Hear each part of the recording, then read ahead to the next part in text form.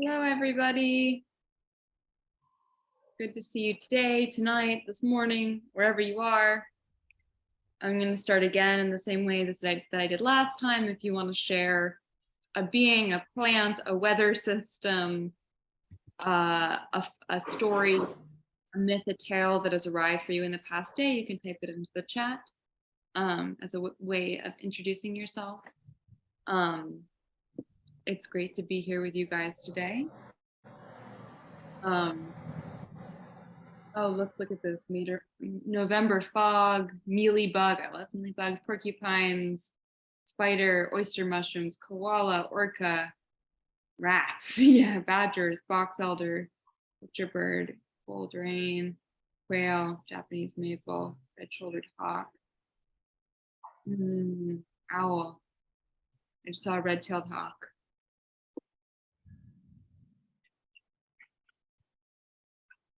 Okay, chanterelles.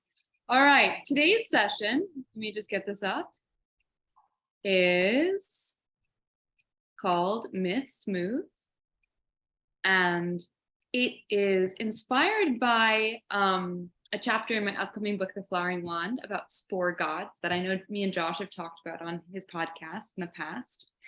And it's the idea that you can't prize ascent over descent or vice versa, and that we get very stuck in one mode of the cycle. The truth is that ecosystems are made healthy by their ability to cycle through many different phases. And so I've brought two of my favorite mythopoetic thinkers today to talk with me, and I'm going to read their bios, and then I'm going to open the stage to their feral musings. Okay. Here we go. So we've got Josh Schrei. So Josh Schrei is a writer, teacher, and a lifelong student of the cosmologies and mythologies of the world, in particular the Indian subcontinent. Throughout a lifetime of teaching, study, meditation, and yogic practice, wilderness immersion, art, music, and public speaking, Josh has sought to navigate the living, animate space of the imagination and advocate for a world that prioritizes imaginative vision. He is an incredible teacher and runs a year-long course as well as many short courses, and also has a great podcast. And so I just want to point people in that direction. And Josh, we will share all that information with everybody. And Tom Hirons, one of my favorite poets. He's a writer and a storyteller whose particular interests are finding ways to speak and write with eloquence and power, and how those qualities might be cultivated through truth-telling, wordcraft, paying keen attention to the world, and knowing who we are in this life. His most well-known works are A Nettle Eater and Sometimes a Wild God. As well as having co-founded Hedgespoken Press and Hedgespoken Traveling Storytelling Theater, Tom is also a wilderness fast guide, a community acupuncturist, and a writing and storytelling mentor. He's a father of two young, wild sons and lives just south of Dartmoor in England. And we will also pass along lots of information about Tom. Okay, I'm so happy to have you guys here. Your work has been on my compost heap for a long time, and I'd love to just open up the floor to Tom, who I know has a special way of initiating us into this space today. Thank you, Sophie. Thank you for that generous introduction. And hello, everyone. It's a great honor to be here. It's an extraordinary thing that has been created, and what an opportunity for conversation about all these fertile subjects that seem to overlap and create some extraordinary ground. So Josh and I have got a lot to say about all sorts of things, but we would very much like this session to not just exist in the world of ideas, but to include some kind of embodied experience, some kind of feeling sense in the emotional world, and some kind of deep inquiry that will emerge in time. I'm going to start with reading a poem that some of you may know. I was thinking about how to start this, and I've written a few poems now, and yet for this session, I've returned to an old faithful that some of you may have heard already, so forgive me if you already know it. It's called Sometimes a Wild God, and we can explore some of the things in it later on. I think Josh is going to riff off it in a while.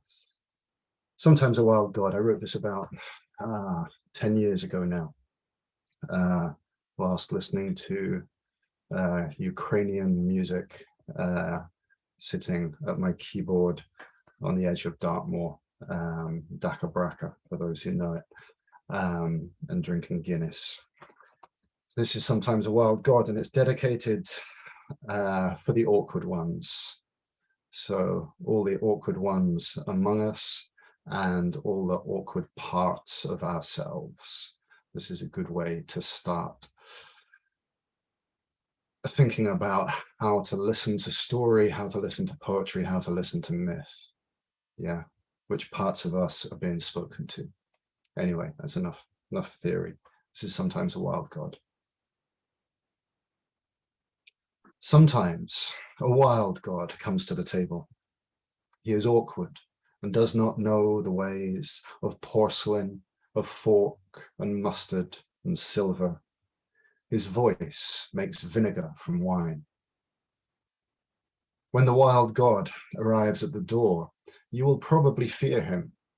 He reminds you of something dark that you might have dreamt, or the secret you do not wish to be shared. He will not ring the doorbell. Instead, he scrapes with his fingers, leaving blood on the paintwork, though primroses grow in circles round his feet. You do not want to let him in. You are very busy. It is late or early, and besides, you cannot look at him straight because he makes you want to cry. Your dog barks. The wild god smiles. He holds out his hand and the dog licks his wounds, then leads him inside. The wild god stands in your kitchen. Ivy is taking over your sideboard. Mistletoe has moved into the lampshades, and wrens have begun to sing an old song in the mouth of your kettle. I haven't much, you say, and give him the worst of your food. He sits at the table bleeding. He coughs up foxes. There are otters in his eyes. When your wife calls down, you close the door and tell her it's fine. You will not let her see the strange guest at your table. The wild god asks for whiskey, and you pour a glass for him, then a glass for yourself. 3 snakes are beginning to nest in your voice box. You cough. Oh, limitless space. Oh, eternal mystery. Oh, endless cycles of death and birth. Oh, miracle of life. Oh, the wondrous dance of it all. You cough again, expectorate the snakes, and water down the whiskey, wondering how you got so old and where your passion went.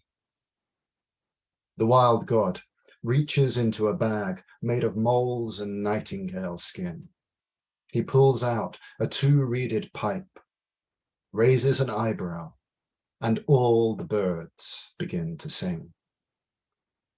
The fox leaps into your eyes. Otters rush from the darkness. The snakes pour through your body.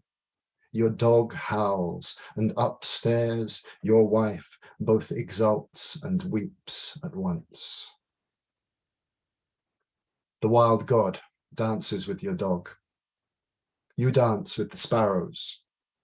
A white stag pulls up a stool and bellows hymns to enchantments. A pelican leaps from chair to chair. In the distance, warriors pour from their tombs. Ancient gold grows like grass in the fields. Everyone dreams the words to long-forgotten songs. The hills echo and the grey stones ring with laughter and madness and pain. In the middle of the dance, The house takes off from the ground. Clouds climb through the windows. Lightning pounds its fists on the table, and the moon leans in. The wild god points to your side. You are bleeding heavily. You have been bleeding for a long time, possibly since you were born.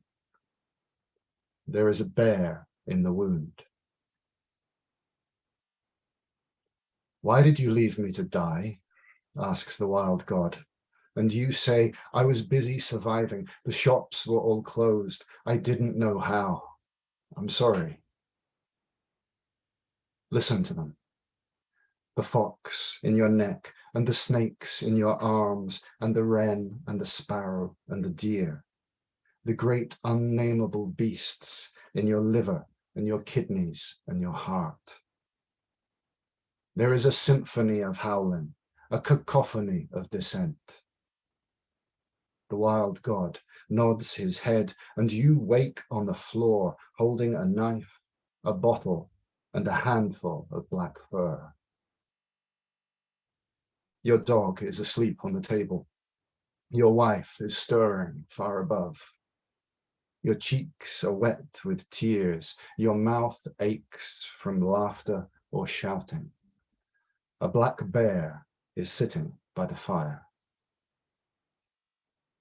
Sometimes a wild god comes to the table.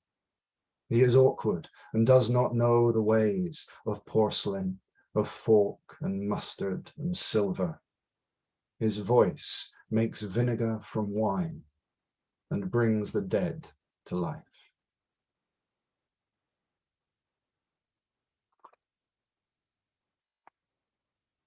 Thank you.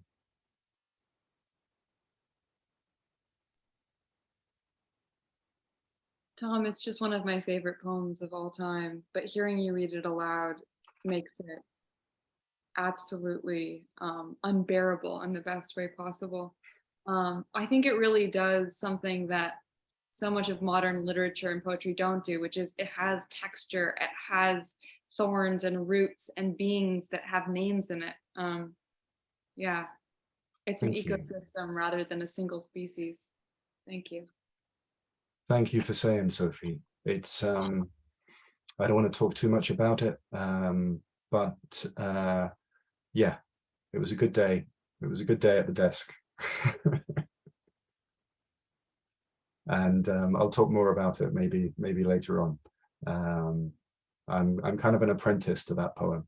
I'm still trying to figure out what went right in it.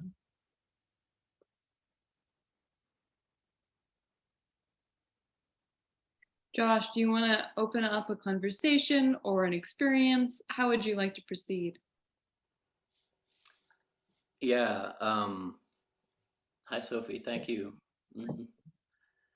And thank you, Tom, and thanks to everyone for joining. It's really just beautiful to hear that poem read aloud. And what resonated for me, many things resonated for me, but one of the things that resonated for me during the reading of that poem is the line, I didn't know how, right? I didn't know how. We let the wild gods die because we didn't know how. We forgot how. We forgot what it meant to let them in.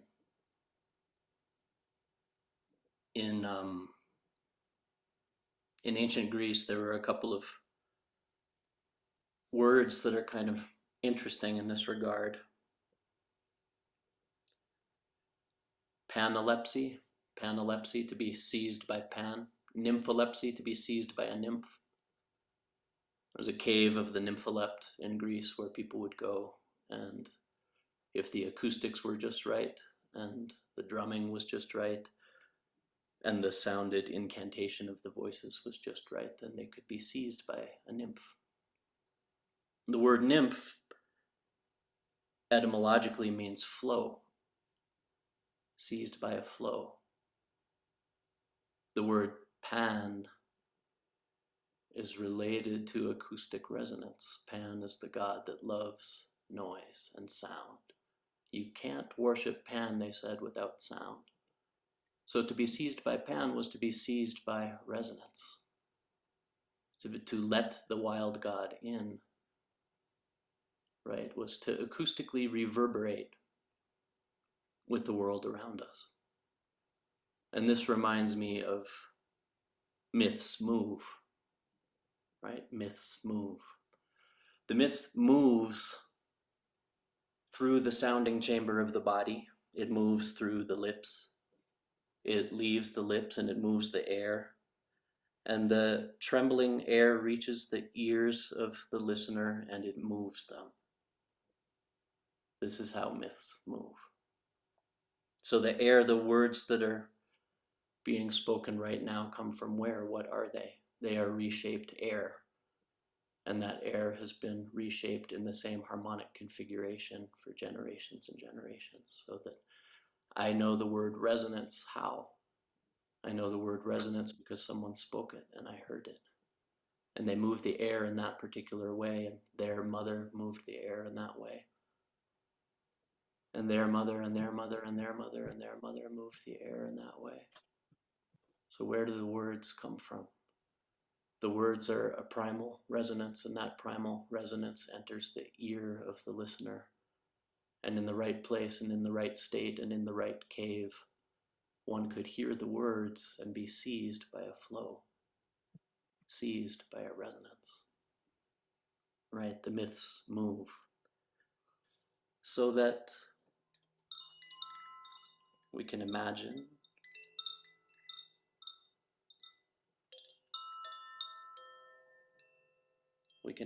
for a moment.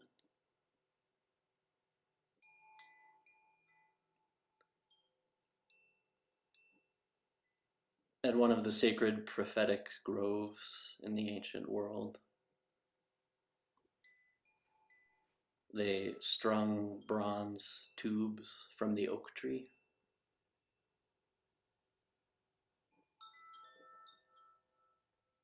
And when the wind blew, the bronze tubes amplified and whispered the sounds of the wind.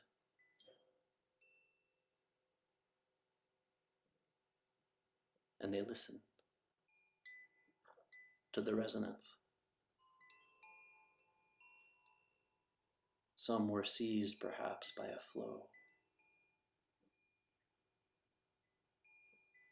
The myths moved. The wind moved.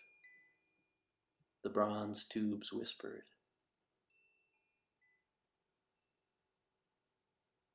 The prophecies were uttered. They were heard and then spoken back. So what did it take? There was a primal source,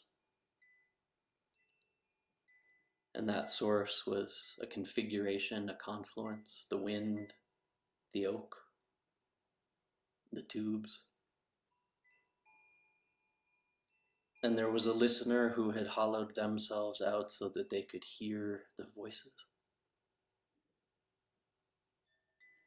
And those voices reverberated within them. And as those voices reverberated, then they gave voice to those voices.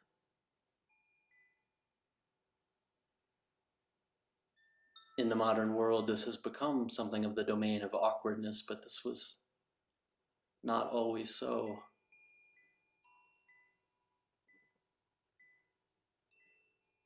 In fact, this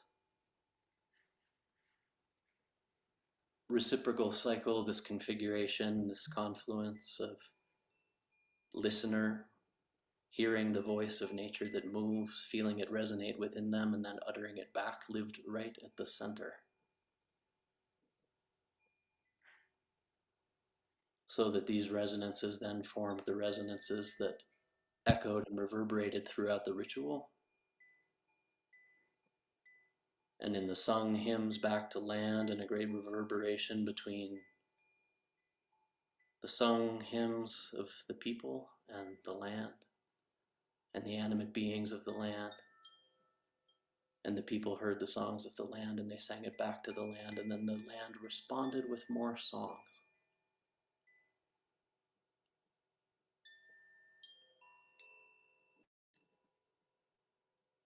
All from opening ourselves up to listening to a flow. You've read, I'm sure, of the old gods. You've heard of the old gods. You've read the name Zeus and his stories. Probably never thought much about it. But how can we know what that was unless we hear the sound? Unless we feel the resonance? So, drop for one moment all of the cultural baggage and analysis around a god like Zeus. And just hear the sound.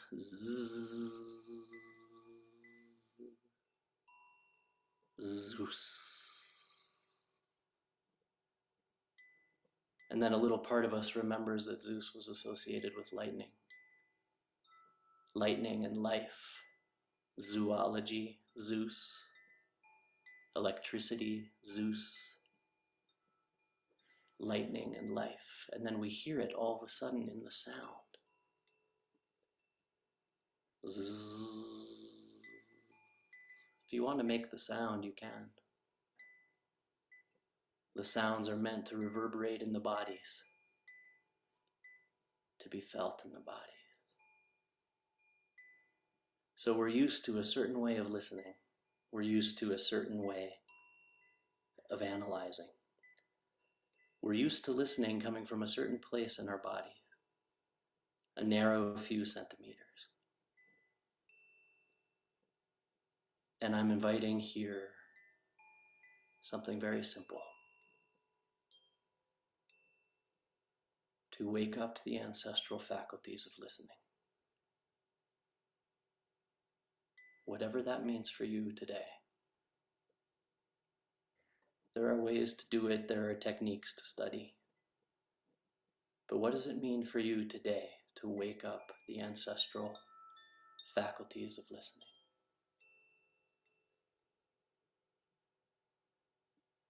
It could be to listen through your back. It could be to listen through your hair follicles, through your skin. It could be to listen through the palms of your hands. It could be to listen through your fingernails and toenails.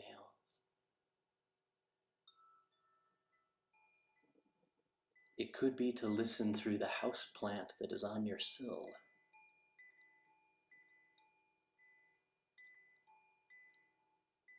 In certain Aboriginal traditions, they say that when a child is born, they bury the placenta underneath a tree. And through one's whole life, one can hear through that tree.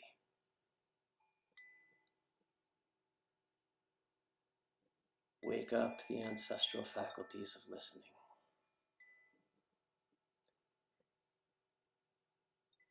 Wake up the part of us that hears the movement.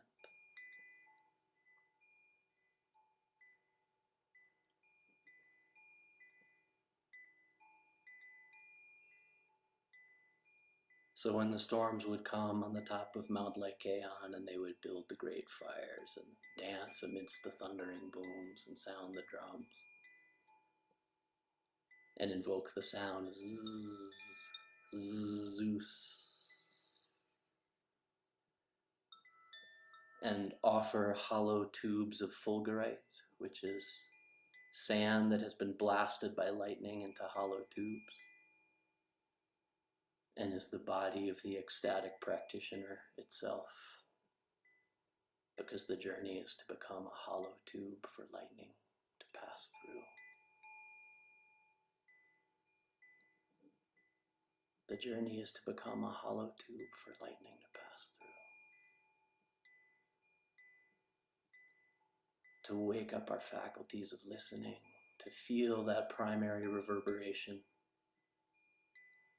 to be seized by flow.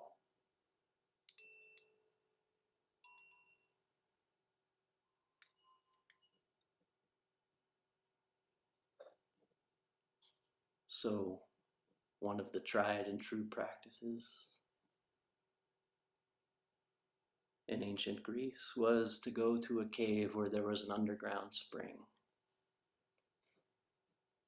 and to listen to the sound of flowing water as it reverberated through the cave. And through the reverberating sound of running water, one could be taken by a flow. And in that place, prophecy would be revealed. One would be taken into rapture by the sound of running water. When I hear myths move, I think the word muse means to move. Music means to move. The muse is that which moves.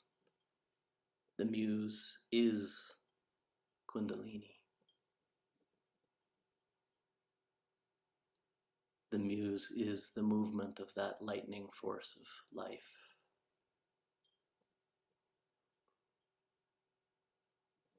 Sometimes we get, in our efforts to want to do our work and create, and we get caught in this place like, why isn't the muse showing up, right? Why isn't the muse showing up? And I think that part of it is because we feel like we're the source of the words, that we're the source of the art, that we're the source of all the creativity. And the source is that which moves. The source is that which moves. The practice for the artist, the practice for the writer, the practice for the speaker, the practice for the poet is to learn what it means to be a hollow tube of fulgurite that lets the lightning pass through. Right? So Orpheus, who was the force of poetry, was the force of music, was the animate force itself. Right? He sang and the trees moved. He sang and the rivers spoke louder. He sang and the stones skittered. He sang and the boughs of the trees bent towards him because he was tuned into the force that moved, and the animals stopped and listened as he sang. He was tuned into the force that moves. He was tuned into the force that moved. The air repurposed itself as Orpheus repurposed itself as the trees bending. Yeah. So when Orpheus was dismembered and they cast his head into the water, he continued to sing. And he continued to sing in the sound of running water. And so the prophetic cave of Orpheus, for several thousand years, they would listen to the stream. They would go into the hollow of the cave and go into a deep trance state. And because all of this has to be done, right? All of this like conceptual stuff, it has to be done in a conjunctive state, right? It's designed to be done in a conjunctive state. We can talk about it, we can hint at it, but what did you feel when we actually invoked it, right? When we rang the bells and, then something moved, right? It's meant to be done in a conjunctive state. So they would go into the cave and listen to the sound of running water. Go into the deep conjunctive state through singing, through fasting, through all the time-honored traditions. And they go, it's the voice of Orpheus speaking from the water. His head was cast into the water and it keeps singing to this day, right? And then listening to the sound of running water, right? Their tongues would start moving. Because the tongue in the skull is the stream of water in the cave. You feel what I'm saying here? The tongue in the skull is the stream of water in the cave. Right? So resonance across our in our immediate surroundings, embodied. right? I mean, embodiment is not just me and my body alone. Embodiment, right? Me in the cave, you in the cave, us in the cave, listening to the sound of water echoing in the cave until the point that our tongues become the flowing water echoing and reverberating within the skull that is the cave. And then the magic, as Sophie's been talking about a lot recently, the magic comes when the tongue in the skull and the river in the cave and the great river of vibration within the sphere of the cosmos become completely linked together as one. So that as the prophetess, as the Pythia, as the seeress speaks, so it is in the natural world around. That's the magic to resonate across all three of those levels. So that the Pythia would inhale the scent of laurel leaves and listen to the sound of running water in the cave, in the dark, and la la la la la la la la la la la la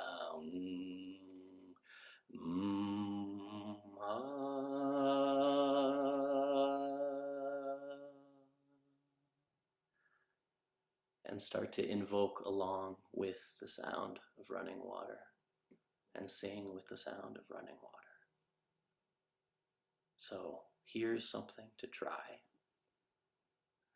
If you feel stuck, go sit by running water and start to sing along with it. Something very simple. So simple it's been practiced for hundreds of thousands of years. The things that are the simplest, right, are the things that have been practiced for hundreds of thousands of years. If you feel something stuck, go sit next to running water. Right, there's a wonderful practice that can be done, and I'll bring this to a conclusion here so we can keep moving, right? There's a wonderful practice that can be done, which is to get a basin, like a bowl, a big bowl, and find a stone, and put the stone in the basin, and fill the basin with water, and get a ladle, and just pour the water over the stone for about an hour. And as you pour the water over the stone, listen. Listen to the sound of water over stone. Listen. If you find yourself stuck, if you find yourself with writer's block, if you find yourself in a situation where things just aren't moving, then find things in nature that are moving and sit with them. And then things start to move. This is resonance in action, right? This is resonance in action. This is how we put ourselves in a position to become the hollow tube taken by the flow, right? This is that understanding that the cycles move through us, evaporate, return, evaporate, return, evaporate, return, evaporate, return, right? So storm gods above were felt. They weren't disembodied way back when. They were felt, right? They were sung to. The boom of the drum was the boom of thunder. The hiss of the lightning is the hiss of the rattle. And we align ourselves in resonance with that which is moving, and then all of a sudden that which is moving moves through us. Right? This is the simple practice of resonance, the simple practice of conjunctive resonance. Right? We have to let certain literary and psychological constructs that have been kind of calcifying for the past 3,000 years melt a little bit, and running water is a really good way to let these melt. And I'm sure you've noticed that as soon as you go sit next to running water, how long does it take? How long does it take before the running water works its resonant magic? Almost no time at all, right? So you wake up and your mind is going in the morning with all the stuff you have to do and all the postmodern crud battling itself out in our minds. And we're like, okay, well, there's this stream of thought that I really have to attend to this stream of thought, and I have to argue with it, and I have to argue with that, and I have to argue with that, and I have to argue with that. get caught in the torrent, go sit by some running water. And if you're not near running water, like ladle it with a ladle and a bowl so that you hear the sound, because myths move acoustically, right? Change the acoustics and everything changes. This is like the living vibrational force.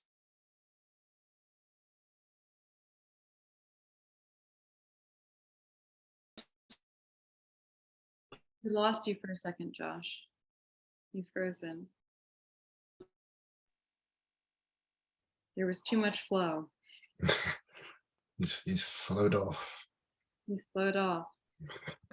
And that was the last they ever saw of him, and the river took him away. But his voice sometimes emerges from the desert and from the mountains. And our tongues will vibrate with his voice on certain days of the year. There was a lot in there that I was feeling and thinking as Josh was speaking. Maybe Cassandra, keep an eye out to see if we can get him back. I'm not sure what happened with his connection. Yeah, Tom, continue. Yeah. Lots to think about there, but mostly the beautiful and powerful container that Josh brought us all into there. I'm almost reluctant to use everyday speech inside it. It's as if there's a way of using language, using speech, using the energy of our tongues in a way that honors that space. And in my cosmology, I'm very interested. So I'm a poet and a storyteller. I am very interested in what happens when we speak truth, when we speak with certain skill and craft and grace, not necessarily kind of manufactured skill, craft and grace, maybe something more innate and natural often. And so these are things that I think about a lot. And my apprenticeship really is all about finding ways to use spoken language to, as I would see it, make the fibers of reality sing and resonate more powerfully. So to give that a little context, in my image of the world, there is our everyday world, and there is a world overlaid with this existing alongside it, however you want to picture it, in which there are threads. And when certain practices are done, when speech is used in a certain way, maybe you use some particular magic, some kind of plant or something, the fibers of reality of that world start to sing and resonate. And when that happens, many things become possible. Yeah, people experience healing, people experience transformation, people experience settling into themselves in a deeper way, or being transported. There's parts of their spirit might move in a different way. In Chinese medicine, we would say some aspect of their hun, the spirit of the liver, might leave them and go on some kind of journey. So this notion of resonance is really, really interesting to me. And when Josh was talking about Orpheus and how when he sang, when he made music, the branches bowed down and the voice of the stream spoke up and all of these kind of things. What I'm thinking is that Orpheus, that thing we call Orpheus, is what happens when the fibers resonate. And the trees are already bowing down and the river is already speaking, but everyone within that grove of resonance experiences the aliveness more directly. I think that's one way of looking at what's happening with Orpheus. When Josh was talking about Zeus, the thing that came to me there is how stilted and dull our pictures often of the Greek gods and goddesses, especially figures like Zeus, have become. And Josh taking us into remembering Zeus as lightning, as life force, takes us out of a moral reading of the Greek myths and into a description of how energy moves. And suddenly Zeus's appalling behavior suddenly becomes more a description of the promiscuity and forkedness of life force and lightning than some kind of any guide to how humans should behave. So this is another way of finding a way into looking at myth and story. Yeah, what is being described? Let's step back from those kind of classical pictures of those gods and goddesses and recognize them as something much more old and something more akin to the kind of animistic universe that we're more interested in, many of us anyway. Thank you so much, both of you. Oh my gosh. I mean, Josh, I just dropped into a totally different state. Thank you both. I was actually really reminded of, as I was listening to you speak, of two things. One is, who here has read The Living Mountain by Nan Shepherd? She was not recognized during her lifetime as an important author, but I think it's one of the most exquisite pieces of poetry about living in the landscape as the landscape. And she described she would walk the same mountains in Scotland every day for her whole life.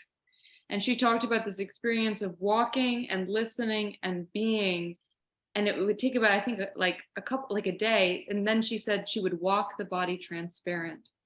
And that phrase was always with me as being, you can't expect to be participating in the divine, be channeling the muse, becoming the hollow tube until you've walked the body transparent. And that's not an intellectual process. It's actual, it's spatial and it's bodily.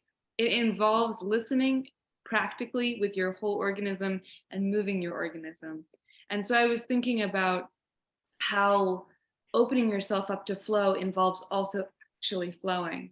And the other thing I wanted to bring up is that, you know, we're talking about Greek gods, but Greek gods are already palimpsestic. They're already the syncretic rewrites of older Mediterranean myths. And in these older Mediterranean myths, the gods don't have bodies, they have constellations of sensation. That, you know, originally Dionysus is the taste of mead, you know, the rainwater inoculated hives that people stumble upon. It's the sound of the bowls stamping, you know, it's the feet against the ground, it's the lightning, it's all of these different actual embodied experiences. And so I was thinking about how we are always trying to describe gods rather than let them play our bodies like instruments. And I'm wondering what that brings up for you, Josh. Well, yeah, I mean, first of all, I guess the gods decided that I had spoken long enough, so we said that you flowed too much. Yeah. they booted me out for a moment. Nice to be back. Yeah, you know, we live in an incredibly hyper-visual culture, and one of the things they're discovering right now, for example, in terms of the Paleolithic caves, is that the art galleries of the Paleolithic caves were, it seems, primarily chosen due to the acoustic resonance of the chamber. And it took us many, many, many, many, many, many years to figure that out because we look at things visually in our culture, right? And when I say our culture, I mean modernity is kind of a blanket statement, right? Technological modernity. And I know within that there are many variations of culture, obviously. Um, so the understanding that Pan lived in resonance, for example, I did a whole episode on this called Resonance, which people might enjoy. But that the body of Pan was sound, and his love was echo, right? You know, and Pan is the one who is honored through flutes. Pan is the one who's honored through the rattle. There must always be the rattle when invoking Pan. All of these hints that Pan is sound, right? That Pan is reverberation, and that reverberation when one's out in the woods and like just on the edge of terror, but in that trance rapture that's just on the edge of terror. right? The body of the god. What is the body of the god Pan? Well, Pan, even the ancient Greeks were making the pun that Pan means all, right?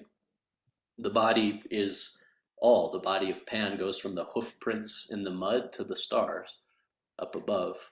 And his left horn is the sun, and his right horn is the moon, right? And his dappled fawn hide is the starry sky. And so Pan is the entire spectrum of felt resonance in the universe.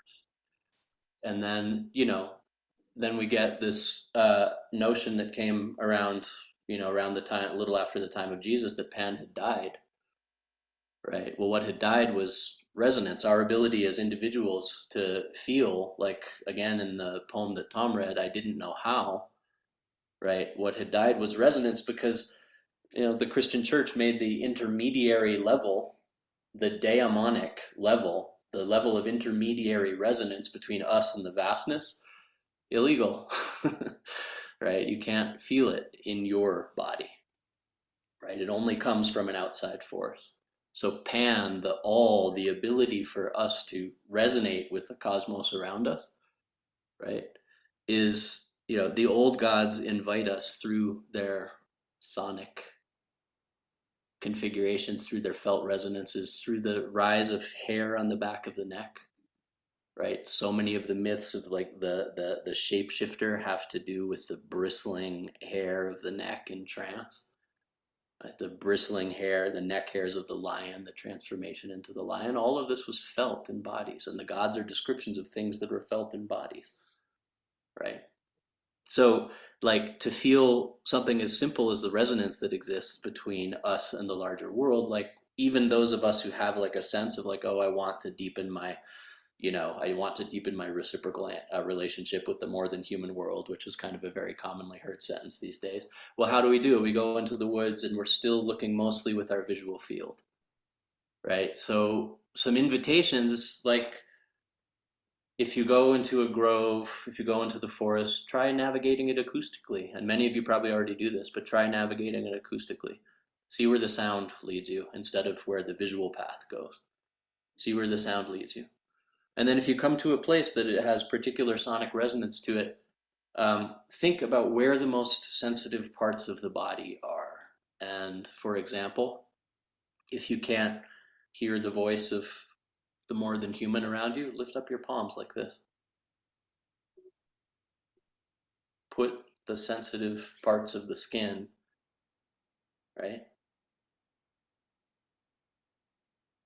And there's a reason that you see this in, like, Southern Black church services, and, like, there's a reason, right? Because you can feel the movements of the air, you can feel the ecstatic movements more easily with this surface of your hand than you can with this, right? It's simple, right? Like, position ourselves in a place where, like, our bodies can actually interact with the resonance of the more than human, right? If we're having trouble hearing the forces, do what the Tibetan Saint Milarepa did and cup your hand around your ear and stay like that in the forest, listening.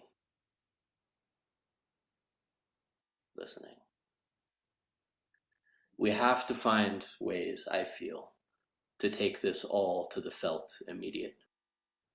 Because we will find ways. We've got, like, the layers of postmodern programming. Like, we will find ways to analyze it and think about it and ideate about it.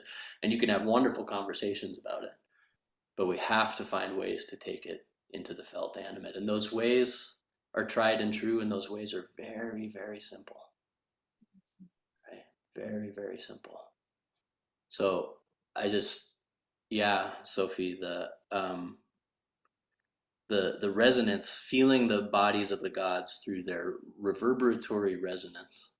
I was reminded, I was seeing that beautiful scroll of when people were typing in, like, things in their ecosystem, and somebody wrote Taliesin, the the bard. Yeah. Right, and the story of the birth of Taliesin is one of my favorite stories. Me too. It's really, yeah, it's the best representation on how to become a storyteller. Be other beings. Mhm.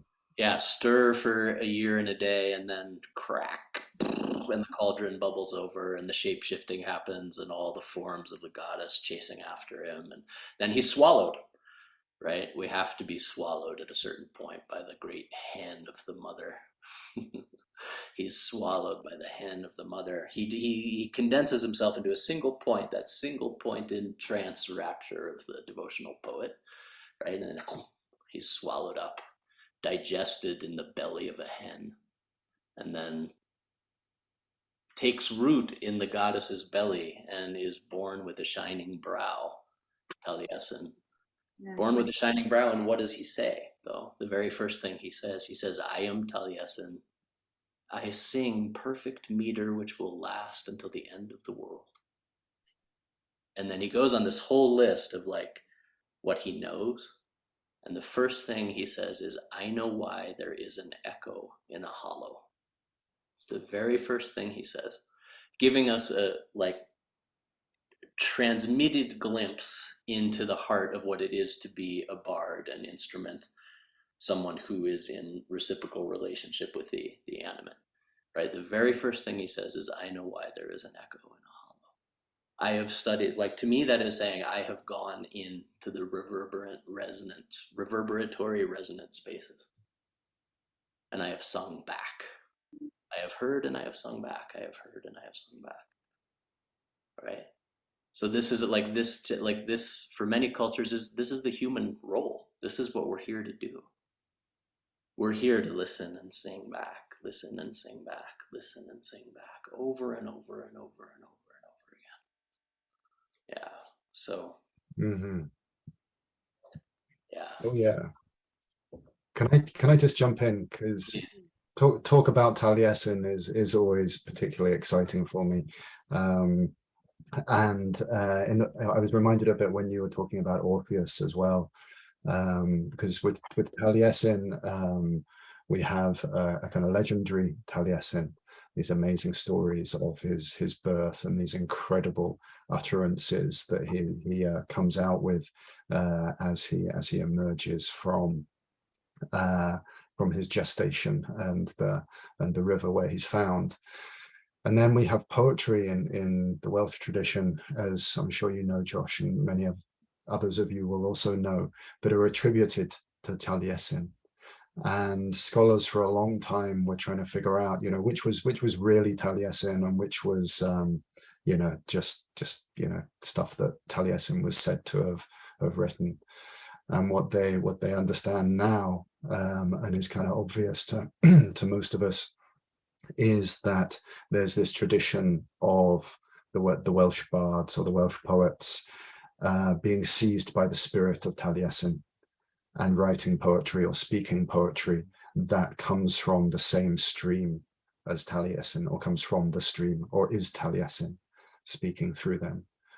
So, in the Welsh tradition, we have this this living presence of the shining browed one, who has been in all places and all times and knows every conceivable thing and inconceivable thing about the universe. So yeah, there was some crossover there with Orpheus and what you were saying. And why is his brow shining, right? His brow is shining because he's in the conjunctive state. He is in that state of direct receiving and uttering back, receiving and uttering back. That's the reverberatory radiance, which you can describe through the echo of his words, or you can describe through the luminosity. It's the same thing, right? It's felt. He's singing. And this experience that, that Tom was talking about, of being inhabited by the spirit of Taliesin, right? Of opening oneself up to be a vessel that then speaks back, right? This is, to say that it's like central to human culture is an understatement. It's everywhere. It's everywhere. And in our world, somebody was talking about, having a conversation later in the chat. Someone was talking about having a conversation about sensitivities and neurodivergence and this type of thing. And this is I don't know how far down that road we want to go in this particular talk, but this is like such a deep question for us, because our modernity both from the scientific perspective and the religious perspective, has sidelined the intuitive, othered the intuitive, persecuted the intuitive, pathologized the intuitive, right? So the intuitive is left out on a limb thinking that these things are, you know, like anomalous, when in actuality, they're incredibly common and incredibly deeply rooted in human civilization. Experiences of being able to listen to the trees and sing back. This is like, Plato even acknowledges, right? David Abram talks about this, but Plato even acknowledges the first prophecy came from an oak tree, right? The first prophecy came from an oak tree. And that's in the Greek, like hyper philosophical at that point tradition. But oh yeah, the first prophecy came from an oak tree. Oh yeah, humans used to listen and sing back. Oh yeah, to be inhabited with the spirit of Taliesin, or to be like taken into seized by a flow, seized by a nymph, taken into a state where one is uttering, where the poetry just flows forth. You've probably felt it when you're writing, speaking, singing, right? You felt it, right? This is the heart of where culture came from. This is the heart of how culture grows. This lives right at the heart of the human experience. In the postmodern world, we put it in a little box, but it's not meant to be in a box.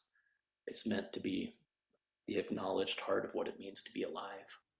Yeah. And so within this, like, the very simple things we can do is just start to shift really slightly our somatic relationship with nature. Really slightly. Like, even those of us who've been going to the woods for years, even those of us who like really, really, have our practices, just like even shift it a little bit more.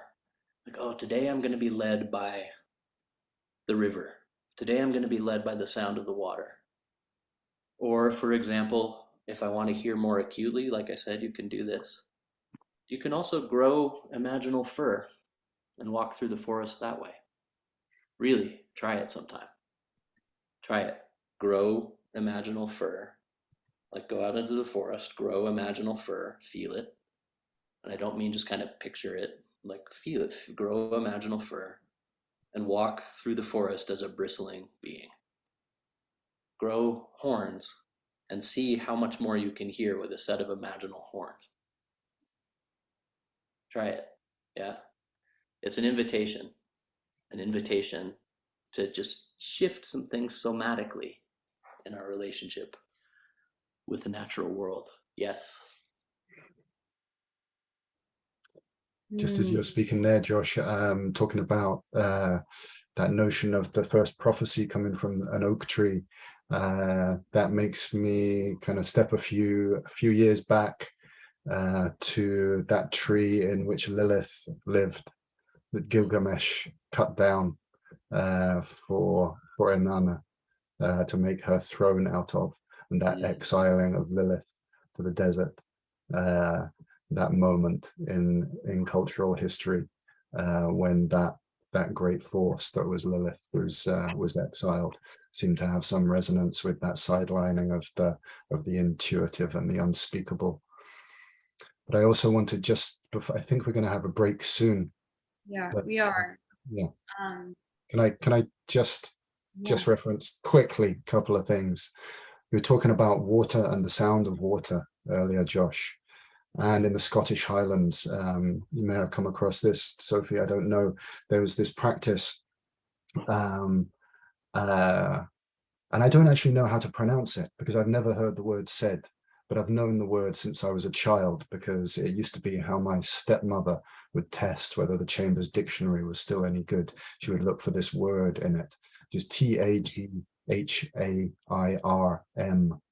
Gaelic word, Scottish Gaelic, and it means to lie in a freshly flayed bullock's hide behind a waterfall for the purposes of seeking inspiration or divination. And actually it was used for a very, very long time in the Scottish Highlands as a way of making contact with a particular spirit that would appear in the form of a huge black cat. So that power of being behind a waterfall in that kind of state, and you can imagine that they might have done that for some time. But in my experience of the wilderness fast, whenever people get too close to a waterfall, more often than not, actually after a day or two, they have to leave it. The voices in the water become just too loud and too insistent, and the babble becomes an incessant stream. So yes, there's power in those voices in the water. They're always there, and yeah, and that image of the pouring of the water on the stone. If ever there was an image outside of the world of fire that evokes some kind of fundamental alchemy, that relentless movement of water on stone speaks to me certainly very deeply. Thank you guys both so much. Two things I want to say before we're going to break for what I'm going to call the 5 minutes of wiggling. Go wiggle, go wobble, you know, actually do what we're talking about, and then we'll come back.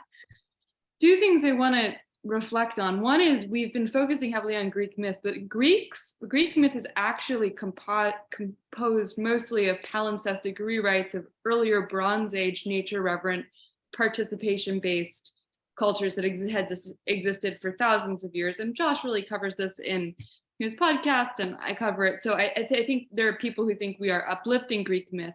Greek myth gets written down so we have more access to it, but we have to read it critically, understanding that it's still, you know, a conquering culture's rewrite of older nature cosmologies. So just wanted to put that out there. Yeah, Josh? Can I just say one thing on that before we break? Yeah. Yeah, you know, what I'll say is that first of all, I totally understand resistance to the Greek myths for very, very obvious reasons. My invitation is to not flatten Greek culture into one thing. So you really have to understand that over thousands of years, you're talking about thousands of nature cults. You're talking about local ecstatic cults that lived up in the hills. You're talking about deep, deep, deep, deep animist roots. Most of what we read are actually Roman retellings of Greek myths that come, you know, 500 years after the latest Greek tellings, which are 700 years after, you know, the later period. And really what I hope to do in going deep into the Greek myths, and, you know, it's only one area of interest of mine, but is to understand that there is an animate beating heart that lives there that stretches back all the way into the Paleolithic. And that beating heart is ecstatic and trance-based and existed in ways when we kind of just think of like later Greek society. This has very little to do with that, right? This is rural and nature-based and deep, because if you really start to unpack the Greek stories from that perspective, you find just treasure troves and treasure troves and treasure troves of animistic beauty. So just to say that I understand why they get a bad rap, and, you know, like Tom said, inviting into our mythic study a glimpse into the movements of energy as opposed to the morality is something that's important. It's something that's important to really understand some of these older myths. And it's important to understand how they got co-opted and how they got subverted and how they got, you know, politicized and all this too. All of it's important to understand. Yeah, so I just wanted to add that. And for those, you know, we can shift the lens and talk through other cultural prisms too. We're going to talk about Baba Yaga. Yeah, let's do that. Um, after we wiggle. And also, excuse me, also just to say, I'm interested in Greek myths and, you know, all mythologies, because I'm a storyteller. They're good stories, you know, this good in a very, very wide sense. But what I'm really interested in is emergent mythology.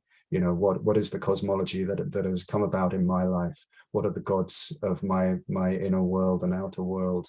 And maybe we'll kind of go back into that a bit more in the second half. yeah, I mean, I think, you know, I was thinking also of King David. You know, God for him was the going of wind in the trees. That his prophetic experiences were not, you know, Greek gods that we're reading about somewhere else. They were the real inhabited experience of where he was. And I think that we can, you know, we can do all of these, postmodern analyses of myth, which I love to do as a hobby. But the truth is that the God that you will want to dialogue with is outside your house or inside your house. A lot of people don't have access to wood. So that's another one thing I want to say is like, you don't need running water. You have your sink. You have your own tea. Our own bodies are ecosystems, and they're filled with running water. You can feed your tears to your house plants, and that's a pretty sacred thing to do. So we will break for a 5-minute wobble, and we will be back to talk more and to actually open up a conversation towards the end where people can come and dialogue. See you in a second.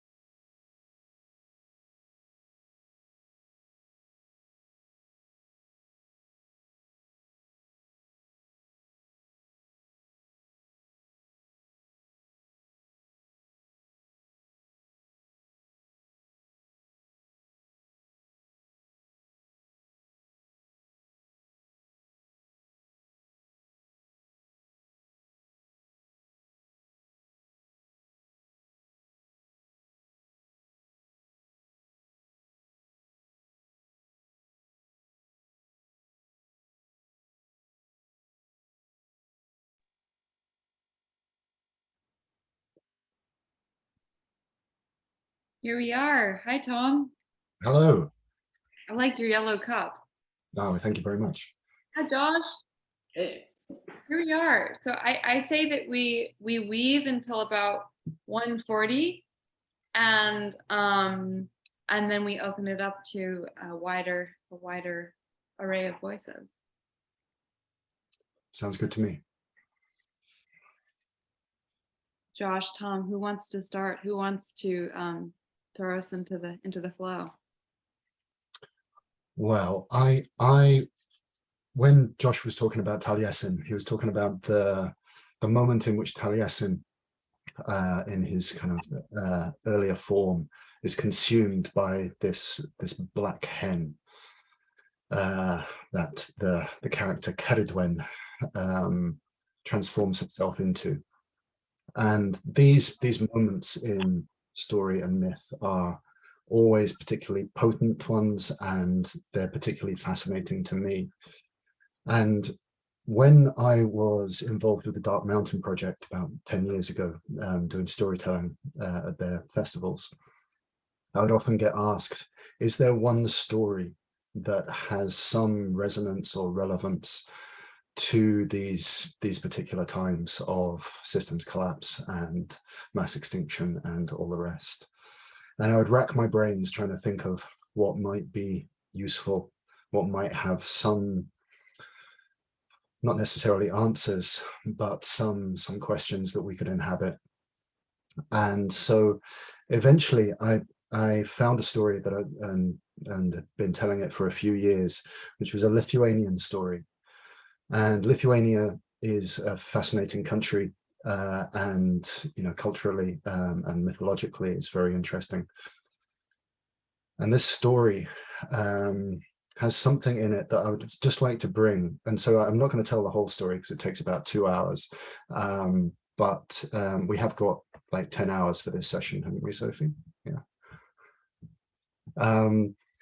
But I'm going to give a very little recap of this story because there's a moment in it that I would like you to take away and consider, all of you. And hopefully it will have some nutrition for you. And so basically in this story, there's a character, he's called Alexis in this story.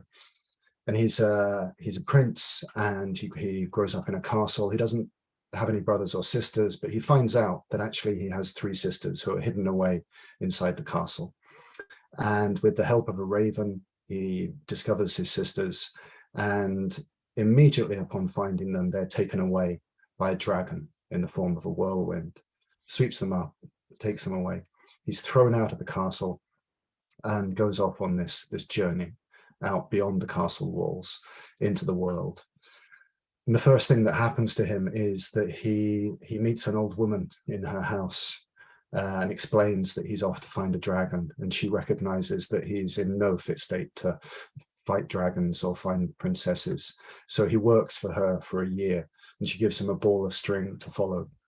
And he tosses that off down the road and follows this and comes to 3 castles, one after the other, encounters some hideous, strange, 4-eyed witches on the way. But it comes to these palaces in which his sisters live. And each of them has married a being who is in animal form. He encounters a falcon. He encounters a fish, a pike, in fact, and he encounters a bear. And eventually he carries on, having met his sisters, because each of these characters has been cursed by the sun princess. So the sun in Lithuanian myth is female, as in so many mythologies. And so he sets out to lift these curses that have been put on his brothers-in-law by the sun princess. And he eventually finds the sun princess, and there's an extraordinary part of the story there where he's trapped in a dungeon with 27 iron doors and only one tiny heart-shaped window through which the light comes. It's a beautiful image. And he meets the sun princess, and he ends up marrying her. And they're having a lovely time, and then she has to go off and do sun princess business, traveling the sky, lighting up the world, giving warmth, life, and so on. And she says to him, you can do what you like while I'm away, but there's one room in this castle, the 40th door, that you mustn't go into, and here's the key. And of course he goes into the room, and in there he encounters a pillar of wood covered in moss, dry as desiccated coconut, dry as sawdust. And he thinks this is weird, and he feeds water to this piece of wood. And eventually it breaks the bonds that it's in, and it transforms into a giant. The giant bounds off, breaks down the walls of the castle, and seizes the Sun Princess out of the sky and takes her off to his castle in the far north, the land of ice and snow. Alexis, the main character, decides that he has to rescue her because he sees that everything is dying without her. The crops are withering, ice and snow are taking over the world. So he goes to the far north, and he gets his way into the giant's castle. The castle is guarded by a fantastically charming three-eyed goat that he sings lullabies to. And he gets into the castle and he rescues the Sun Princess. The giant catches up with them on the back of this goat and says to Alexis, "You gave me water, so I'll spare your life this time. If you do this again, I'll kill you." Takes the Sun Princess, off he goes back to the castle. Alexis is short of alternative plans, and so he goes back to the giant's castle, rescues the Sun Princess again, flees the castle. The giant comes after them again and says, "I warned you, this is what was going to happen." And he kills Alexis, kills the main character of the story. He's dead. That's usually where I pretend that the end of the story is. But of course, that's not the end of the story. The falcon, his brother-in-law, flying far overhead, sees him lying dead and fetches water of life from holy wells, comes back and does some magic and brings him back to life. Alexis is about to set off to the castle again to rescue the Sun Princess from the giant. And the falcon says to him, "You cannot win this way. This will not work. The only thing to do is go in the opposite direction to the realm of Laume, the witch." And Laume is basically similar to a Lithuanian version of Baba Yaga. I'm sure most of you have come across Baba Yaga in story or in your life or dreams. The realm of Laume is the last place on earth that Alexis wants to go to. But he goes to her realm and he serves as her stable boy for 3 days and nights. And she tries to trick him, and he really doesn't have a clue how to outwit her. But he's aided each day in turn by the falcon, the pike, and the bear. And they save his ass. And eventually he is given a horse by Laume. She tries to trick him again, and he has to take a sickly foal and then carry it out of her land, and then it grows and it becomes this incredible steed that's fast enough to outrun the goat of the giant from the north. And eventually he kills the giant, and everything is returned to its natural order. So this is the quickest and worst telling of that story you'll ever hear. It's a fantastic story. Sun Princess and the 40th Door. I recorded it with Hedgespoken. You can find it on the hedgespoken.org website. Now, for us, we cannot solve our predicaments by repeating the same mistakes of going to the giant's castle and rescuing the Sun Princess. This life-giving force. If we do that again and again, we just get killed. And so we have to go to the underworld. Yeah, that is the only place where we can find the force, the energy, the way to defeat this force which is destroying the world in this story. But even in the underworld, Alexis does not have the wits to solve the problems by himself. He requires the allies that he has made in the earlier part of the story, and this crops up again and again and again in the stories. By his own means, he cannot do it. And so my question really for you to take away is, culturally and individually, what are the allies that we have made in the energies of the natural world that can assist us in the underworld? Or are we there by ourselves, witless, and hopeless. Thank you so much, Tom. Incredible story. I've never heard that before. I want the 10-hour version, and preferably in real life with a Yeah, fire. you're all invited to mine to hear that story a year and a day from now. Yeah. It makes me think also, and I think that's what me and Josh have talked about this, is, you know, because we've been in a culture that's prized ascent, rationality, progress, optimization for so long, we can also get over fixated. We can re-articulate the problem by getting over fixated on the underworld. And the real thing is, how do we cycle through these? How do we realize, I always think Orpheus is interesting, which is, yeah, he fails to bring Eurydice back in the Romanized versions of the story. In some earlier ones, he actually does bring her back, which is interesting to think about. Like, why do we need to punish Orpheus as he becomes more calcified as a hero? But one thing I think about Orpheus is he goes to the underworld, but he comes back. And when he comes back, he can make the stones move, and he can, he receives wisdom from those allies in the underworld, and he comes back, and then all of a sudden he is a magnificent singer. So what does it mean to go to the underworld, but then also to cycle back into the ascent? How do we tie these two elements together back into a cycle? Josh, do you have feelings about this? I know you do. No, not at all. None. First of all, thanks, Tom. Yeah. Anytime Baba Yaga's name is mentioned, my mind just goes immediately into the dark depths of the Siberian forest or the Lithuanian forest where some of my ancestors are from. And those Baltic and Slavic stories have such a power to them. They're just they transport you right there. The Firebird and the House of Baba Yaga, and I think the question you asked about allies is such a deep one.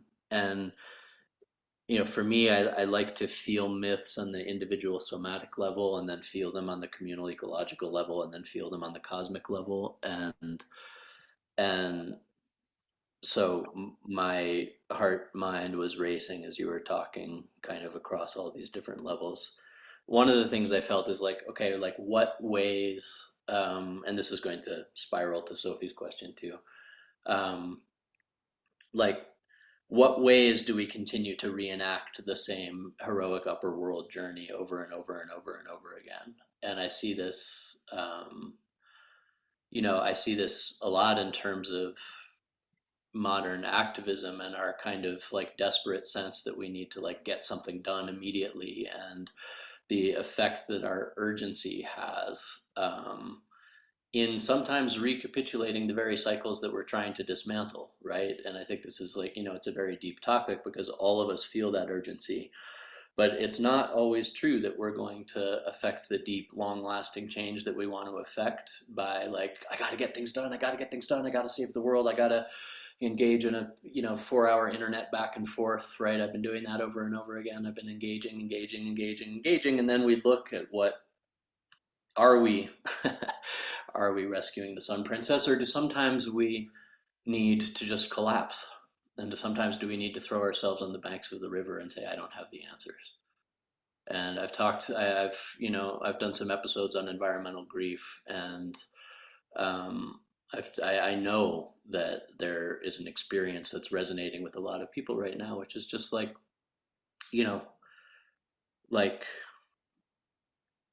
for years and years and years in modern culture, it's there was this energetic of got to do the heroic things, and I can't, for kind of career purposes and whatever, climbing the corporate ladder and this type of thing. And now I see that same anxious urgency express itself, that same energetic of anxious urgency express itself as activism, right? We got to save the world, we got to save the world immediately. And trust me, I understand the urgency.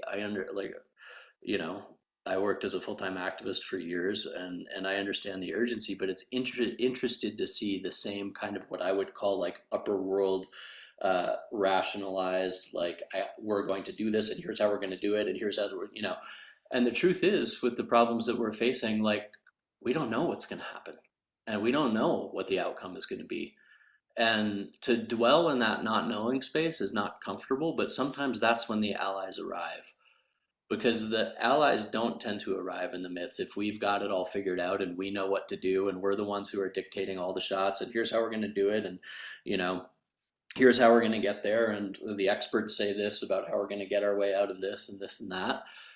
And I see us more being in a position where we need to go exhale by the river and let go entirely. We have to do both, obviously, but we need to make sure that we have the time periods in which we just let ourselves go, and in which we say something akin to, Great Mother, I have no idea what to do. I have no idea what it's going to take, you know? I don't know what's going to happen. Yeah.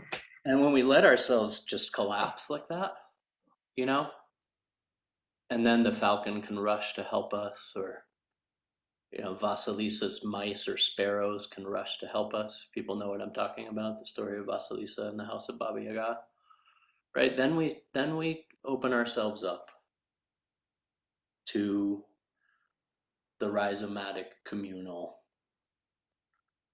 uplift, right?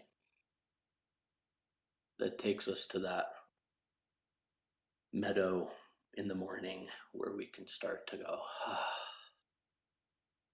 I don't know what's going to happen. But step by step, ritual by ritual, song by song, here within my immediate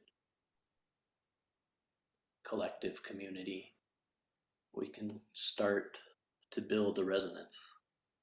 And in that resonance, we can look not only at like the waves of agitation that are just like, what do I need to get done like tomorrow? But we can start to think, okay, what really are we going to do step by step by step by step by step by step by step? And all of that cycle that we're talking about, it's all in the breath. It's the breath cycle. It's all in the breath. You know, it's like the, you know, the understanding when it's time to let go and say, this is the last place in the world I want to be, here without any solutions, not knowing what my way forward is, right? The under, like, to let ourselves just kind of dissolve, collapse. Like Inanna has each one of her adornments removed as she enters the underworld, right? The goddess Inanna has each one of her adornments removed, and eventually she has to enter naked. And she has to completely let go. And in that letting go, then the help arrives and the life-giving medicine is bestowed, right? But if we dwell entirely in the realm of like, I've got the solutions and here's what's next, and, you know, we're going to think maybe that we're coming up with solutions because we think that anxiousness equals change, right? Right. But the solutions have to be deeper. They have to be somatic. They have to ultimately be embodied. And that, like Sophie's saying, like that's the full cycle. The cycling down into the underworld to the place where Inanna, the goddess in that story, ends up hanging from a hook, her corpse body hanging from a hook, right? And then she rises as Venus, the evening star, right? And that ascent and descent happens every breath we take. And that means, like, you know, simply speaking, like allowing ourselves the full extent and expression of the exhale. I don't have all the answers. I don't know what's coming. The universe that works in billion-year cycles is working in a way that I have no idea where it's going, right? Right? But in letting go, then we can be reconstituted together. We can grieve together and be reconstituted together. Yeah. So those are like initial feelings on that. And the place of the devouring, the Baba Yaga's hut, the place where one meets the deep dark. This is not a popular place in our modern world. We don't like to go to the place where we have to let go. We don't like to go to the place where we have to slow down, right? We don't like to go to the place where we don't have all the answers. We don't like to go there. You know, go into that place in the forest and someone might eat you. Yes, The you that you were you might be eaten, might be devoured entirely, right? But Baba Yaga is the deliverer. She helps, right? She instigates the actual journey because we have ideas about what the journey is. Oh, I've got to do this. I've got to do that's who here has chosen the exact terms of their transformation, right? Josh, can I jump in there? Yeah, please. Yeah, just because whenever we're talking about the Baba Yaga or Baba Yaga, there's some etiquette to the underworld, or to Baba Yaga's realm. You're pronouncing it right. I'm just using the one we all know. And when we go to that place of that which we most fear, which is essentially what Baba Yaga is. She is not just a frightening thing, she is the thing we fear, with its roots going all the way down to our most existential and cosmic fears of annihilation. If we go into full surrender in Baba Yaga's realm, she will eat us. Yeah. This is what the stories tell us again and again. Yeah. So it's not enough to flop on her doorstep and go, Baba Yaga, save me, I'm surrendering. Because with her iron teeth, she will grind our bones. Yeah. She is an annihilatory force. And what Baba Yaga loves is a certain, there's no other word for it, but a certain panache or a certain ability to dance on her doorstep. She likes some style. She doesn't suffer fools. So pure innocence is not enough to carry us through Baba Yaga's realm. And I think this is a really important point, certainly for me. You know, I grew up with Baba Yaga stories, and her place in my cosmology is absolutely central. And learning how I speak with that energy of which Baba Yaga is a part has been a kind of 49 years work so far. And yeah, there's lots and lots that I could say to that. It's really, really juicy, really, really interesting. And for me, there's two forks that go off from that. One is how we navigate in that place where, are we fully surrendering, or are we maintaining some self in order to interact with her energy in an appropriate way, so that we can be transformed, and so that which is ready to die can be devoured, and not all of us. Yeah, that's one fork. And the other is about the muse, and how we use that word, and what my particular muse and notion of muse is, because Baba Yaga has a central place in that. So I'm not sure where we should go from there, or somewhere completely different. I'm totally happy. I am thinking about, so I thought about this in the first part, and I think it's important to bring in now, which is in the span of, so we talked about sound and vibration and speaking and calling and hearing and listening in the first section. And I was remembering, there's a great book, I think it's called like All Sounds Frayed and Broken by David George Haskell, that came out about the deep time history of sound making. And I'll put it in the resources. And what it starts off with, which is creatures didn't make sound or hear for millions of years, because sound is incredibly risky. To make a sound is to potentially make yourself available to a predator. To make a sound is also a way to find a mate, but it's very, very risky, or to warn and communicate with other beings, but it's very risky. So creatures, organisms usually develop the capacity to listen for many millions of years longer than they do the ability to make noise. And even when they make noise, it's usually a potentially very risky evolutionary adaptation. So I was thinking a lot about the risk involved with going to the underworld, and also with communicating with the divine and letting myths move through you, that it's inherently risky. Because I was listening to you, Tom, and you, Josh, and thinking about, you know, is it a womb? Is the cocoon a womb, or is it a tomb? You know, are you going to die, or are you going to transform? It's so hard to know. Like, if you make the noise, are you going to reach a mate or are you going to alert a predator?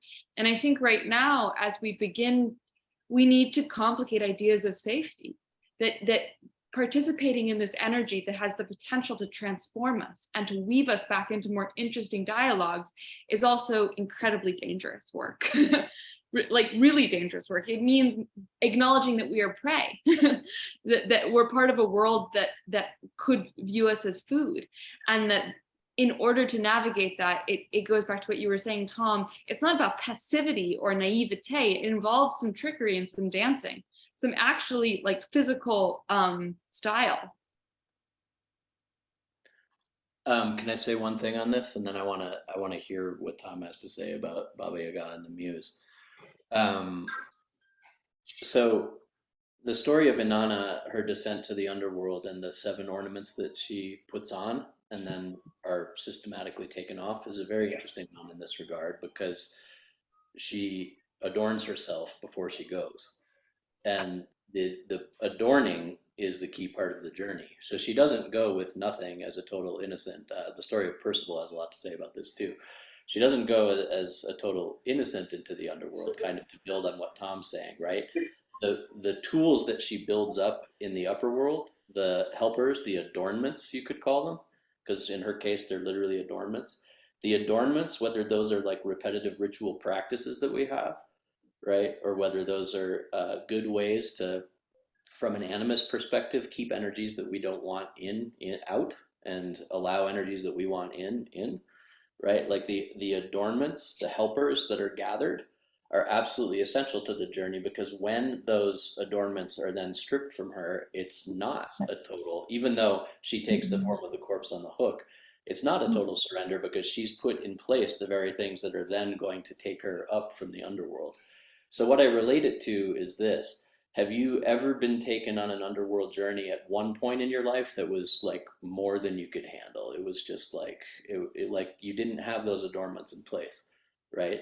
And it was like, serious upheaval type thing. And then maybe after you developed a few more of those, attuned to a few more of those allies and developed a few more of those ornaments, you were taken to the underworld a little later in your life, and it was a little bit of a different story. People kind of resonate with what I'm talking about, right? It's different, right? And there's still a process of shedding and letting go involved, right? Because it doesn't happen entirely on our terms. But the work that we do in the upper world, right, to adorn in that vision of the story, right, or to accumulate helpers, kind of like Tom's saying, allies, the work that we do in the upper world then changes the fundamental nature of what that exhalation and what that letting go looks like. So, so I just wanted to add that as kind of a building. And then, yeah, if we have time, I'd love to hear just what Tom was going to say about Baba Yaga and the Muse. Yeah, Tom, I'd love to hear from you, and then I think we should open it up to questions. So we'll just like transition into that naturally. Sure. I'll keep it brief. And yeah, just kind of just on the back of that, when we're talking about allies, what I'm really talking about there, motorbikes, is not just allies, but pre-existing relationships. So the way that we have interacted with the world and the community that we have established, that's one of the things that we carry into the underworld with us. So the Muse, yeah. So this is a term that people use in lots of different ways. And certainly I inherited a notion of the Muse as this kind of idea that these kind of agonized poets had of something that they were addressing in their poetry. I grew up with a notion of poets as essentially kind of sickly, feeble outcasts from society, and I could talk about that for ages and how that's a colonized notion of what poets might be, but we're not going to go there. So I inherited a notion of the Muse as being kind of just a bit daft, a bit kind of reductive of, usually it's this kind of young woman that the poet's in love with and all of that. And I think we've all experienced, the way that creativity flows when we're in love, for sure. So there's a certain amount of that which is kind of fairly easy to comprehend. But a few years ago, I was given a poetry reading in Tiverton in Devon, a lovely bookshop called Lisnajan. And someone asked me there, who is your muse? You know, who is the muse of your poetry? And I'd never actually been asked that before. And when I'm asked questions, you know, like a good person, I try and answer as honestly as I can. And I thought about it for a little bit. And I realized in that moment, something crystallized, which had been ticking over for quite a few years, which was the question of who am I addressing when I write poetry? Yeah. Who am I addressing when I speak in a way which I think carries truth? Who do I want to hear that? What entity or energy or people or community is it important for me hears that?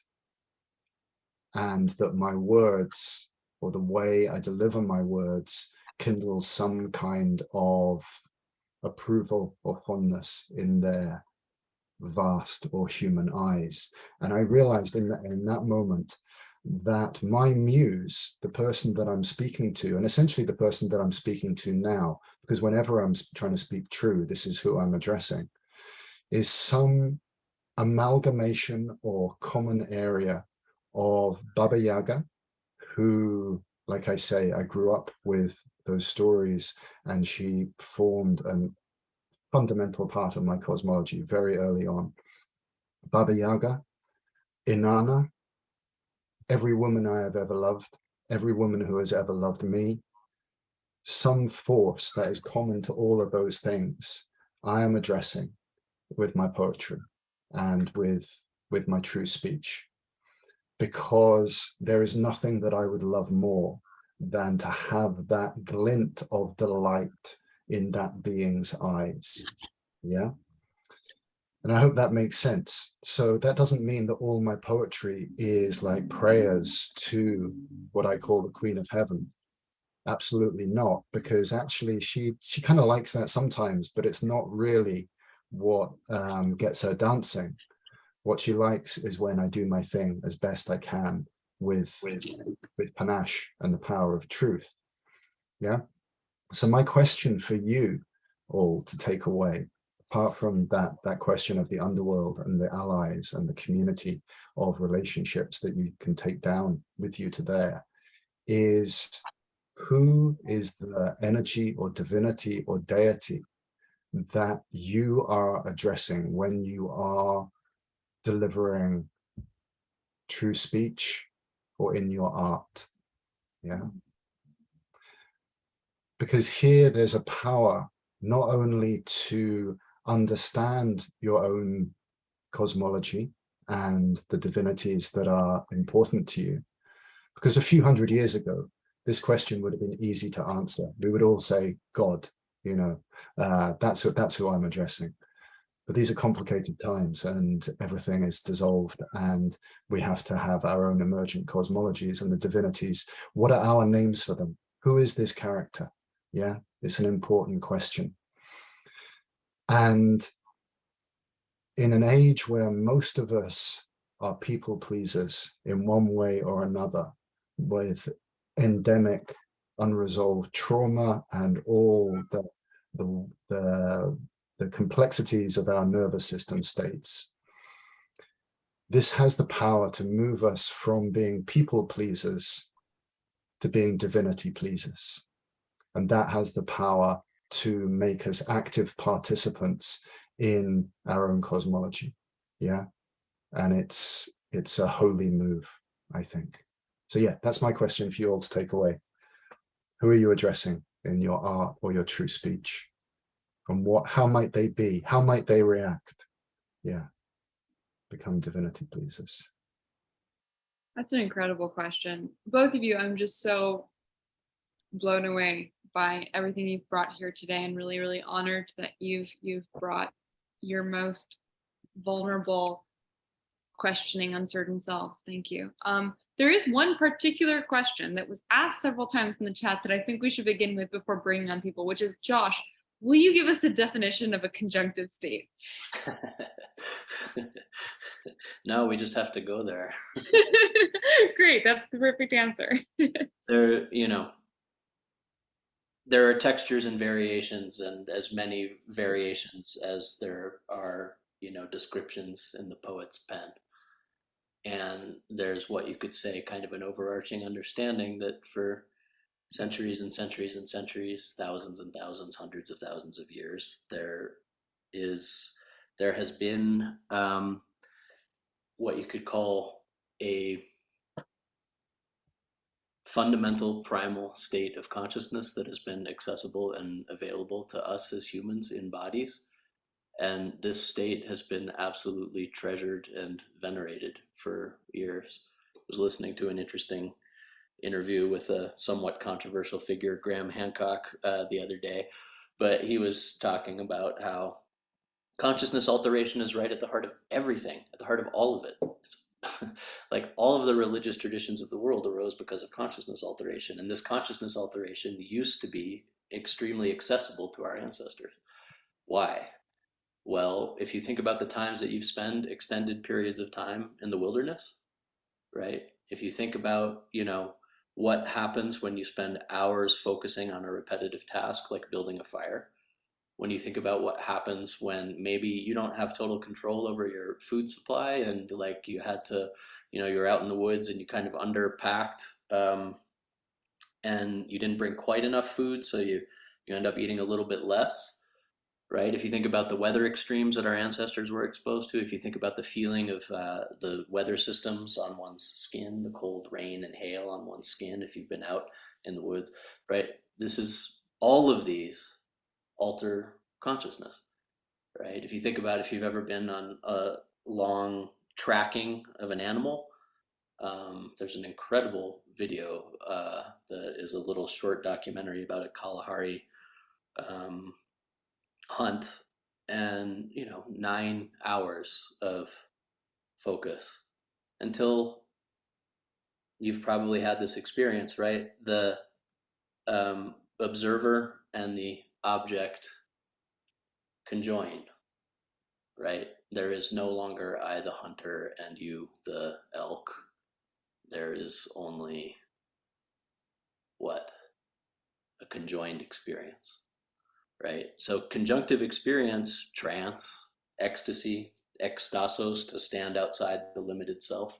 The conjunctive experience, samadhi, in the Indian traditions. And yes, there are gradations and there are descriptions and all this kind of stuff, but we have to rescue it again from the intellectuals sometimes, right? We have to rescue it from the academic world and understand that these are primal somatic states that have been available to our ancestors for thousands and thousands and thousands of years, and that our ritual traditions built up around this because it's fundamental to being human. We need these states, right? These states in which we feel conjoined with the world around us. The very nature of the human condition in our waking minds is that we feel a little bit separate. We feel separate. And so we need to conjoin. We need to have, unitary states in which we feel conjoined with the forest, in which we feel we are breathing as the forest and moving as the forest, right? This is something inherent to the human somatic structure. It's the great remembering that's spoken about in the myths, right? Our separation and our return, our separation and our return. So you can call them flow states, and now there's a lot of time and energy being taken into talking about flow states and their effectiveness in the corporate workplace and all this kind of stuff, right? You can talk about flow states, right? But these states have always been seen as sacred. They've been seen as sacred states because these are the states in which communal replenishment and renewal happens. These are the states in which insights start to arrive, right? These are the states in which something cracks open and sometimes a wild god comes in. Right? I mean, this is the state that human beings have sought for so many years in so many different ways. Yeah, so conjunctive states, and I talk about this a lot in the podcast. There's a very specific podcast episode called How Trance States Shape the World, right? And if people are interested in exploring this vision of consciousness alteration as a central driving force, that drove people dancing in Dionysian rites for thousands of years, that drive trance mediumship all across the world. Like I dive into it fairly deep in that episode. But the simplest answer is that we seek a state of conjoinment with the natural world around us. Right. Thank you, Josh. I'm gonna jump in on the end of that. I sometimes think that my name should be yes, but because you say sometimes a wild god enters in that conjoined state, in the conjunctive state. Sometimes a wild god arrives in the extremity of distress and confusion and dislocation as well. And there are aspects of practice where we put ourselves in those kind of stress positions, or life puts us in those stress positions, which are definitely not flow, which is where we're trapped in the corner of our lives, or in that compressive tunnel between two states. So yeah, I just wanted to add that. Yeah, and Onto your just to beautiful add on to description. that too, and I'm kind of a yes and person also, but just to add on to that too, rupture and conjoinment are very close in nature. Mhm. Rupture and conjoinment are very close in nature. So people have deliberately sought dislocation as a way to unite with wild gods. Yeah, People have deliberately sought breaking open. People have harnessed fear states to have a breaking open and a simultaneous conjoinment.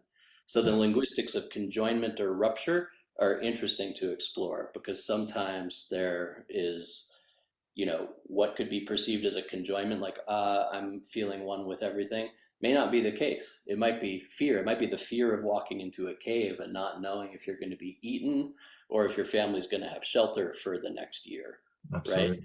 And those states are very close, right? This is, I like the fear of the hunt is like right at the heart. There was a German psychologist who talked about the fear generated in the hunt is right at the heart of the foundations of religion and mysticism, right? It's like, am I going to be eaten, or is food going to be delivered? Am I going to be eaten, or is food going to be delivered? Or it's both at once, right? We could die, we could feel the pour of the blood of the animal, and that could be the like nourishing, life-giving force that then's going to take care of the family. And am I going to be conjoined with this God, or is this God going to rip me apart and tear me open, is the experience in the Dionysian states. So I just would build onto that by also saying that these things are multi-textured and multi-varied, and there's not so much difference ultimately between conjoining and being torn apart. Nice. Thank Yeah. you. I will add, I have written a lot about, trauma, illness, rape, abuse, oppressive systems are conjunctive states. I'm a survivor of violent early childhood abuse, and that was a conjunctive state whereby I realized I was not a boundaried self. And I think that we can, we pathologize the ways our body reacts to violence and to trespass. But as Josh said, they are bigger and plushier and stranger than our simplistic modern dualisms. And sometimes they do open us up to extreme experiences that help us understand that the world is more bumptious and more animate than we realized. And that, Josh has talked about how disassociation is actually a kind of trance state. And for me, my hypersensitivity as a trauma response is actually a hyper awareness to beings that other people don't notice. So conjunctive states are also traumatic responses to incursion and trespass. All right, so I think we go for 4 hours, and maybe we should at some point. It's But I five do still, Sophie. I think we have time for one question. I do want to say that I'm scheduling an extra additional session, which is just going to be me and whoever wants to show up to discuss all this stuff.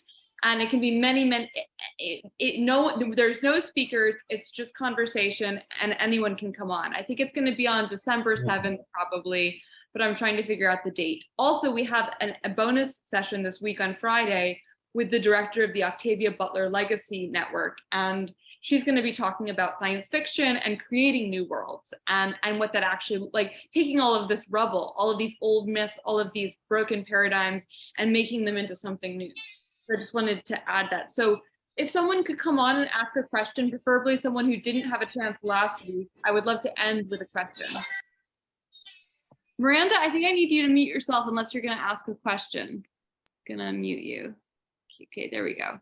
So if you want to raise your hand, I think we should end with one question. Let's see if someone comes up. The answer is Okay, let's bring on Nicola. Hi, Hi. Nicola. Hi, thanks so much.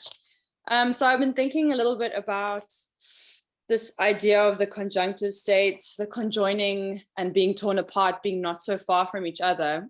And then I was thinking a little bit about Clarissa Pinkola Estes and how kind of what Tom is saying, how the wild god shows up in the moment of stuckness or crisis, just like La Loba shows up in the moment of stuckness and crisis.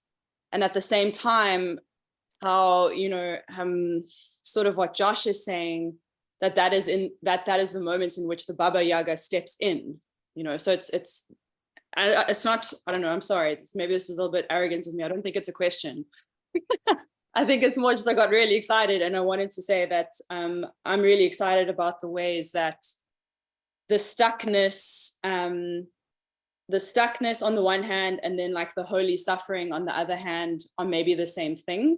And I guess maybe I'm just asking Tom and Josh to talk about that a little bit more. I think I'd like to hear more about that. Tom, please. Okay, so there's a poem that I wish I had with me, which I finished recently, called In Passage. I could probably find it, but now's not really the time to read a poem. Maybe I'll record it and put it on the Discord, which is all about that excruciating time that may last longer than we wish, where we are caught between two great chambers of our life. And how it feels to be, crushed by the circumstances of our life, and how it seems like we are just being reduced to some kind of totally static, ossified state. And yet how the glorious, inevitable, amazing and merciless passing of time is our ally when we're in that moment. You were talking about holy suffering, talking about that the extremity of anguish or stress, and really all I have to say to that is that making friends with the divinities who are familiar with the worlds of hinges, of doorways, of thresholds, you know, this is not news to most of you. They can be our allies in that moment where it feels like we're being crushed and destroyed. In that darkness, time and the deities of hinge and doorway, those are our allies. Could talk about that kind of thing for a long time, and go into kind of more nuance about it, and kind of split it off into kind of a number of different experiences. But I think that's all I have to say to that right now. Thank you. The moon is a great ally. The moon is a great ally. The moon who appears and goes through a repetitive cycle right in front of our eyes, and appears and comes back and appears and comes back in this beautiful rhythmic repetition, but comes back a little bit different every time, right? I'm just building off the time that Tom is talking about. The moon is a great ally in this, I see. The time, like, you know, last month with some of the stellar configurations and things going on in the world, I was having a little bit of a tough time, and I try to I have a practice of connecting to the moon, a very specific practice, and I notice and I know what phase the moon is in, right? I make it a practice to really know what phase the moon is in, and to see it and to make eye contact with it and to connect, and then, you know, to start to feel like, you know, okay, this is how I'm feeling at this phase of the moon right now. And then one lunar cycle goes by and the moon returns in that same phase. And then you see what has been shed and what has coalesced and what has ruptured and what has joined and what has faded and what has grown. And then you see the next lunar cycle and the next lunar cycle and the next lunar cycle and the next lunar cycle. I just wanted to add that, you know, And it's nice in a space that's talking about these topics. I feel it's nice to mention the moon.